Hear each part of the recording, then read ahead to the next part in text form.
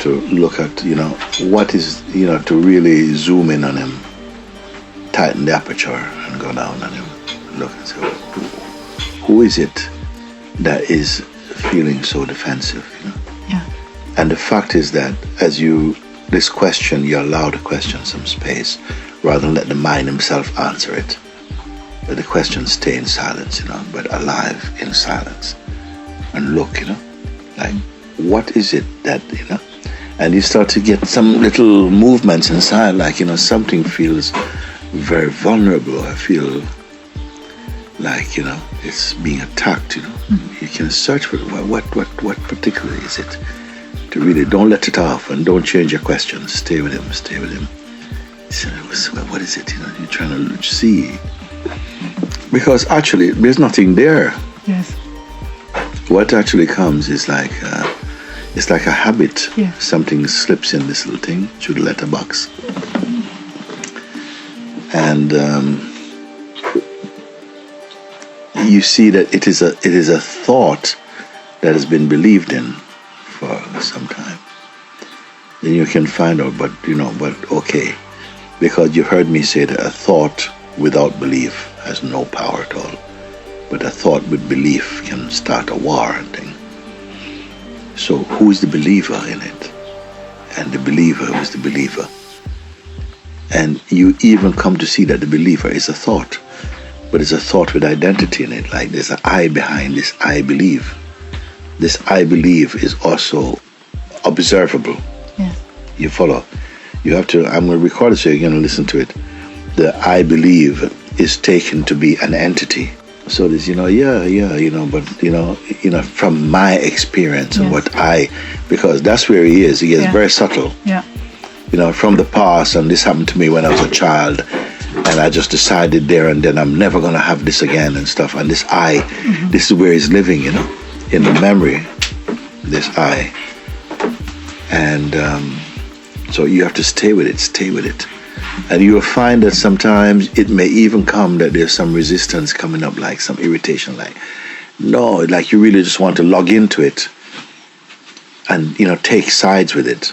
But you stay just in this observing space, which is not a room full of people, It's just intelligence looking. But if it can be seen,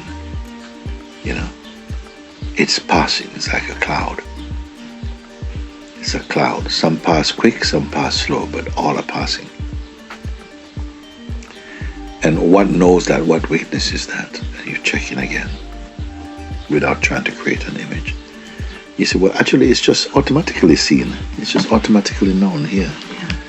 And the sense of I feels right now. It's not personal. It's just like an intelligent ability or something, sort of perceiving. You see, and the mind might come up with some other kind of ghost and stuff, and because of habit, something really wants to go back to that, and you see, okay, even that reflex to go there is also happening in something that didn't move at all. You just stay with it, and just and actually, at a certain point, you may find that you're not able to focus on anything, and there's a tendency to kind of feel like this is too hard. But that is also seen, you stay with it. Mm-hmm. And what happens is that this kind of introspection is self-developing, meaning that it gets good by itself. Mm-hmm. There's not a you making it good. Just by your attempt to keep looking, as you keep looking and you stay with it, it starts to develop into itself. Mm-hmm. You start to find, wow, even you feel some space comes and there's a natural sort of joy, but don't go personal with that even. Just use it as an encouragement even. Mm-hmm. Just keep looking, Don't grab the joy. The joy is there by himself.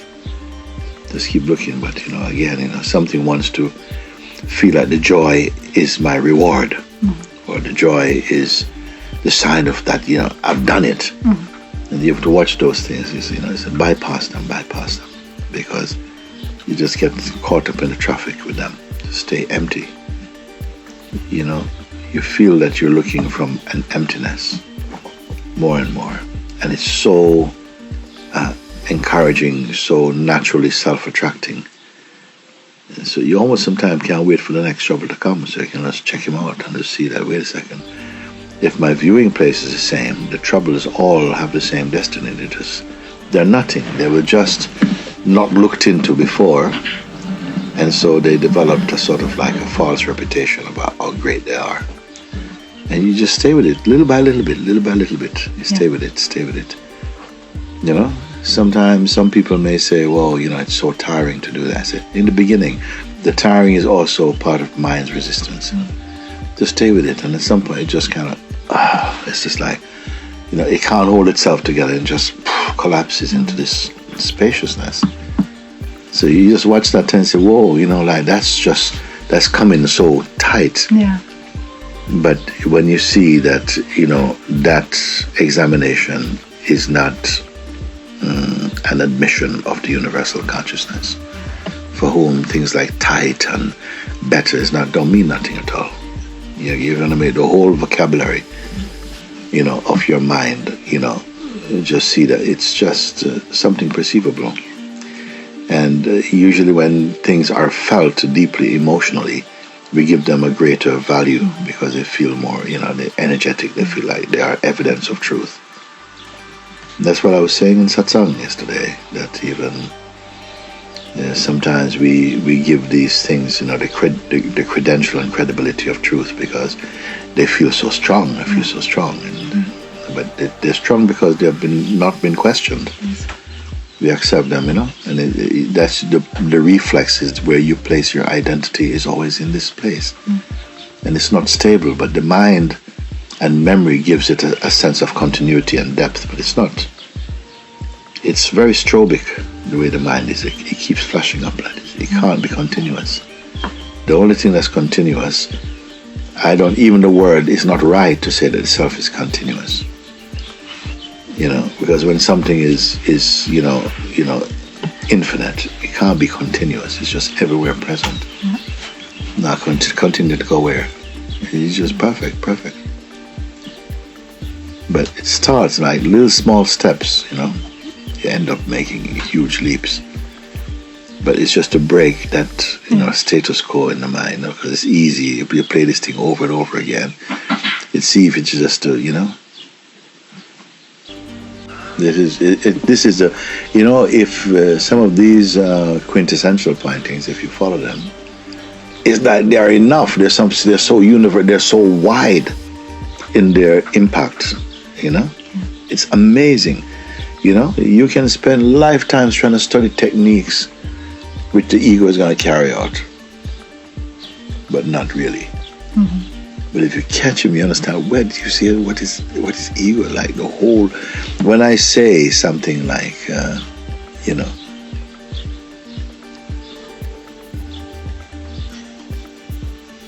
the cause of suffering is ego. The cause of suffering is 6 words.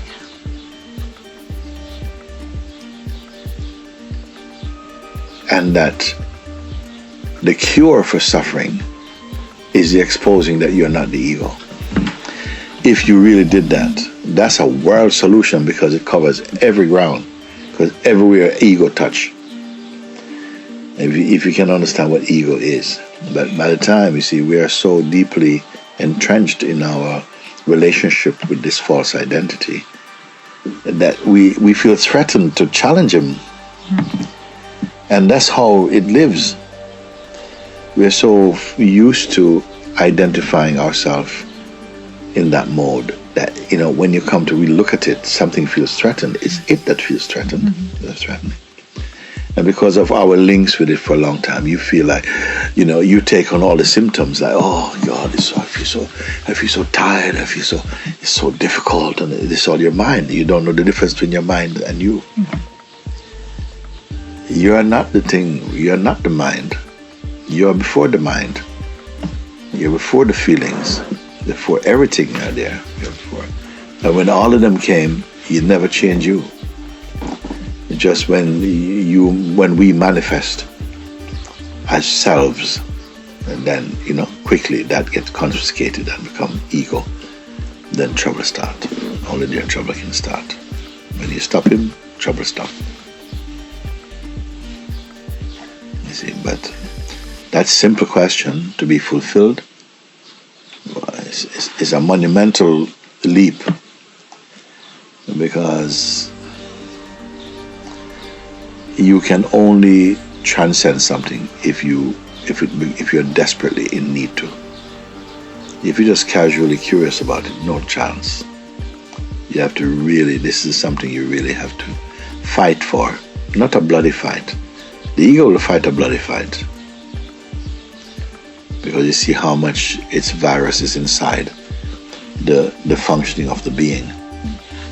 When you know, so even the being is not you, it can't exist without you, but it cannot be quintessentially what you are, because it can be viewed, it can be perceived. We grow to appreciate the profundity of that recognition, that something can be perceived.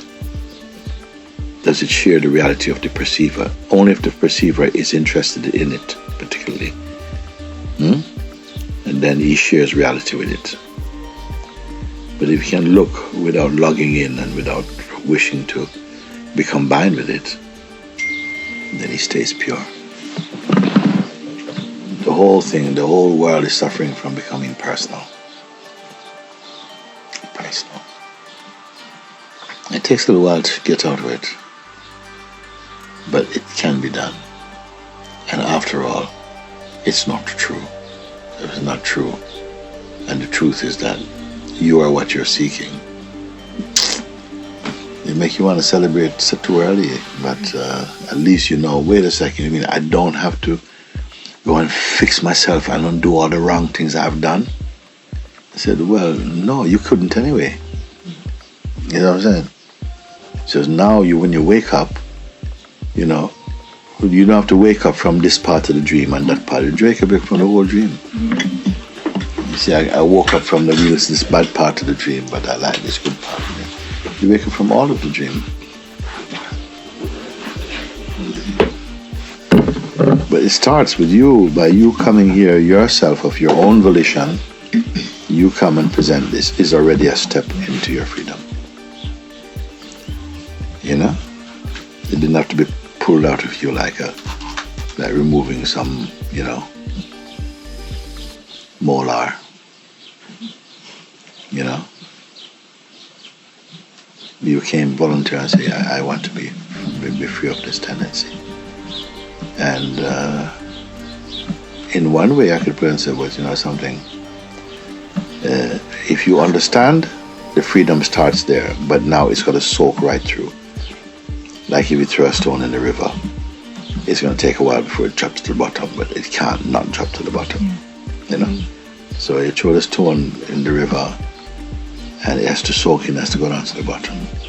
And so the understanding has to go right down into the bottom.